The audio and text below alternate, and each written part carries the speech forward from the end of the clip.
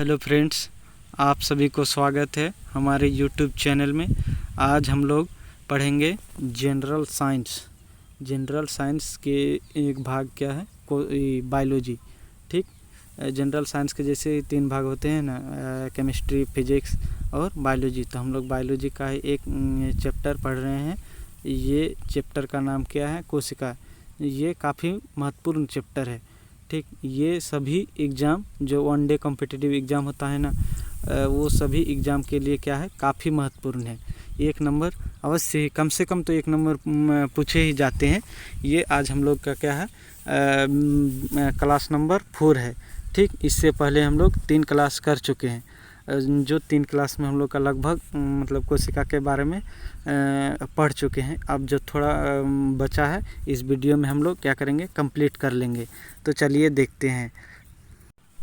अगर आप लोग हमारे चैनल को सब्सक्राइब नहीं किए हैं तो चैनल को सब्सक्राइब अवश्य कर ले, और अगर वीडियो आप लोग को पसंद आए तो लाइक, शेयर और सब्सक्राइब करना ना भूलें। ठीक, कमेंट भी ज़रूर करें ताकि हमें समझ में आए कि आप लोग समझते हैं कि नहीं। तो चलिए देखते हैं। क्या देखेंगे कि लाइसोसोम। तो सबसे पहले लाइसोसोम के बारे में देखते हैं कि लाइसोसोम की खोज किसने की।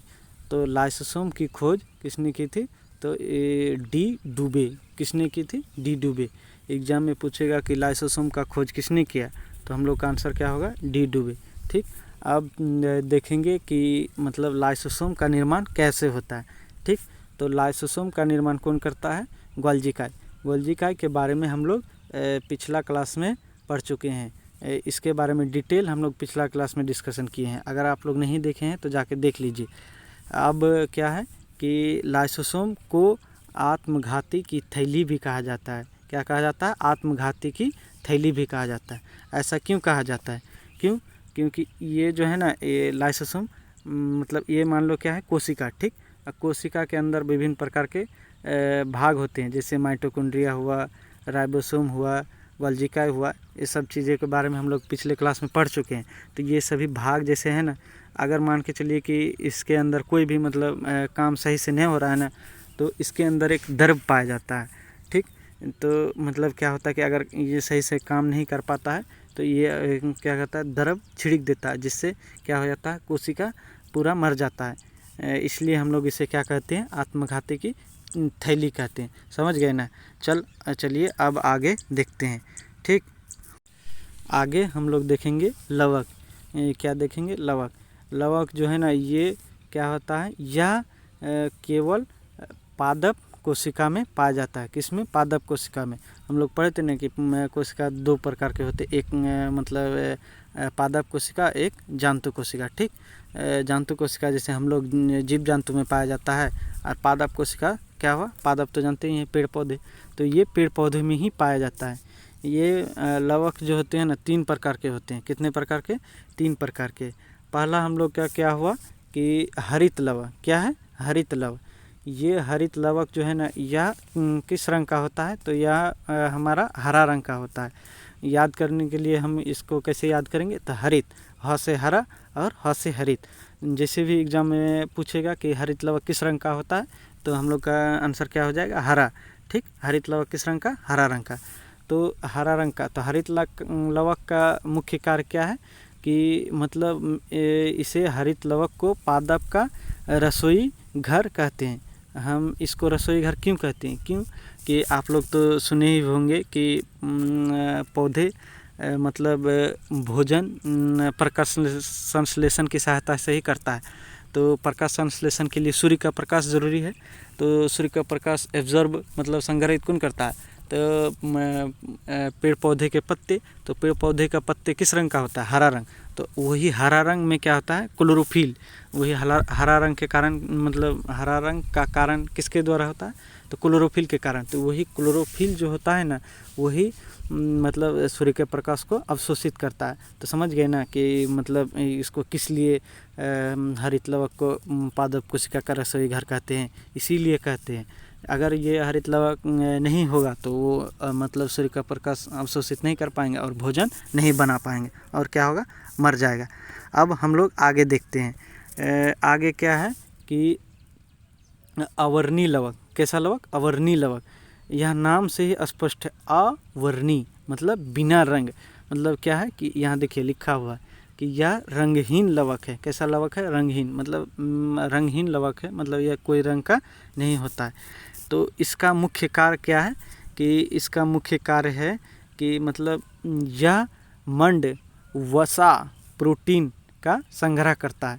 ये जो अवर्णी लवक है ना, ये क्या है? मेरा पेड़, ठीक, और ये भूमि, ठीक, तो ये मेरा जड़ है, हाँ, तो इसी यही मतलब नीचे में रहता है। तो ये मतलब क्या करता है? कार्बोहाइड्रेट, मंड को हम लोग कार्बोहाइड्रेट भी कहते हैं, वसा और प्रोटीन संग्रह करता है। तो जैसे पूछेगा कि अवर्णी लवक कहाँ जमा रहता है, तो मेरा आंसर क्या हो जाएगा कि यह मतलब अवर्णी लवक कहाँ रहता है? जहाँ पर सूर्य का प्रकाश नहीं पहुँचता है, वहाँ मेरा अवर्णी लवक रहता है। तो अब हो गया, समझ में आ गया अवर्णी लवक। और एक बचा है, क्या बचा है मेरा? वर्णी लवक। थोड़ा सा रंग चेंज कर लेते हैं। वर्णी लवक क्या है कि यह रंगीन लवक होते हैं, मतलब वर्णी या विभिन्न प्रकार के रंग होते हैं, लाल, पीले, नारंगी रंग आदि विभिन्न प्रकार के रंग होते हैं। तो जैसे हम इसे एग्जाम्पल के तौर पर देख लेते हैं। गाजर, गाजर तो आप लोग खाए होंगे, गाजर। तो गाजर का रंग जो है ना, ये क्या बोलते हैं? गाजर का रंग किसके कारण होता है? तो अल्फा कैरोटीन के कारण गाजर कैरोटीन के कारण, यहाँ गलत बोल दिए थे हम, कैरोटीन के कारण गाजर का रंग, मतलब जो गाजर खाते हैं लाल रंग, वही कैरोटीन के कारण होता है। अब हम लोग आगे देखते हैं, क्या देखते हैं? रसधानी, इसके बारे में थोड़ा सा देखते हैं। अब हम लोग क्या देखेंगे? रसधानी के बारे में। किसके बारे में? रसधानी के बारे में। तो यह क्या है कि यह कोशिका की निर्जीव रचना है। क्या है? कोशिका की निर्जीव रचना है। इसका काम ही तो है मतलब चुपचाप शांत रहना, इसका कोई काम नहीं है। क्या ये इसका काम हम लोग आगे में डिस्कशन करेंगे थोड़ा सा। तो सबसे पहले इसको देख लेते हैं कि यह जंतु कोशिका में छोटी तथा पादप कोशिका में बहुत बड़ी पाया जाता है। किसमें? पादप कोशिका में बहुत बड़ी पाया जाता है। क्यों? तो अब देखते हैं हम लोग। यहाँ थोड़ा सा इसको नीचा कर लेते हैं। ये क्या है? मेरा पेड़ है, ठीक, और ये पेड़ का चित्र बना दिए। अब इसका क्या है? रसधानी। ये जो है ना, मान लो ये रसधानी, ठीक, तो ये मतलब यहाँ पानी स्टोर करता है। तो क्या हम लोग मतलब जैसे जंतु कोशिका, जैसे हम लोग क्या करते हैं? हर वक्त पानी पीते रहते हैं। और क्या पेड़ पौधे हर टाइम पानी पीते हैं? नहीं। तो इसलिए ये पानी क्या कर लेता है? जैसे बारिश हुआ या आपका भी अगर मन में हुआ तो आप पानी दे दिए, तो ये क्या कर लेता है? अपना राजधानी में जमा कर लेता है, ठीक। तो इसको जब ज़रूरत होता है वो अपने ज़रूरत के हिसाब से पानी को मतलब अपना कार्य में लगा देता है। और हम जीव जंतु तो मतलब जब मन तब पानी पीते हैं, तो अपना ज़रूरत को पूरा करते हैं। तो आप समझ गए ना कि राजधानी मतलब जंतु कोशिका में छोटी और पादप कोशिका में बड़ी क्यों होता है। तो अब हो गया। अब थोड़ा सा और एक पॉइंट बचा है जो हम यहाँ नहीं लिखे हैं। अब एक पॉइंट क्या है कि केंद्रक कोशिका का भी एक क्या है? भाग है, केंद्रक। तो हम थोड़ा सा चित्र बनाते हैं। मान लो क्या है? ये मेरा कोशिका है, ठीक। तो ये मतलब यहाँ माइटोकॉन्ड्रिया, राइबोसोम, लाइसोसोम ये सभी बना हुआ है ना। तो बीच में एक क्या होता है? केंद्रक होता है, ठीक। तो ये केंद्रक है। तो इसे केंद्रक को क्या कहते हैं? कोशिका का ब्रेन कहते हैं। कोशिका का ब्रेन। तो ब्रेन का कार्य तो आप जानते ही होंगे कि अगर मनुष्य का ब्रेन का कितना काम है, ब्रेन से ही सारा चीज़ क्या होता है? मैनेजमेंट होता है। ठीक उसी प्रकार केंद्रक के द्वारा ही क्या होता है? कोशिका के जितने माइटोकॉन्ड्रिया, राइबोसोम मतलब क्या करता है? उसका मैनेजमेंट करता है, मतलब ऑर्डर मारता है कि किस हिसाब से काम करना है, कब क्या एनर्जी बनाना है। लाइसोसोम को कब बोलता है कि सारा कोशिका को मार, मतलब जितने भी प्रकार का काम है सारा काम क्या है? केंद्रक का काम है। इसीलिए अब समझ गए ना कि केंद्रक को हम लोग कोशिका का ब्रेन क्यों कहते हैं। और केंद्रक हमेशा कहाँ? कोशिका के केंद्र में पाया जाता है, इसलिए क्या कहते हैं? केंद्रक कहते हैं, ठीक। और केंद्रक जैसे पूछेगा कि केंद्रक का खोज किसने किया था, तो इसका आंसर क्या हो जाएगा? Robert brown. क्या होगा? Robert brown. हो गया ना? तो समझ गए। चलिए, तो आज हम लोग का ये चैप्टर लगभग कंप्लीट हो गया है। अब हम लोग दूसरा दिन नेक्स्ट चैप्टर चालू करेंगे, ठीक। अगर आप लोग को इस चैप्टर में कोई डाउट हो तो हमें कमेंट सेक्शन में बता सकते हैं।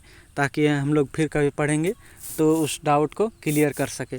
ठीक, तो चलिए आज हम लोग वीडियो के यही रखते हैं। अगर आपको वीडियो पसंद आए तो लाइक और शेयर और सब्सक्राइब ज़रूर करें और कमेंट भी ज़रूर करेंगे। तो चलिए हम लोग यहीं तक रखते हैं। धन्यवाद।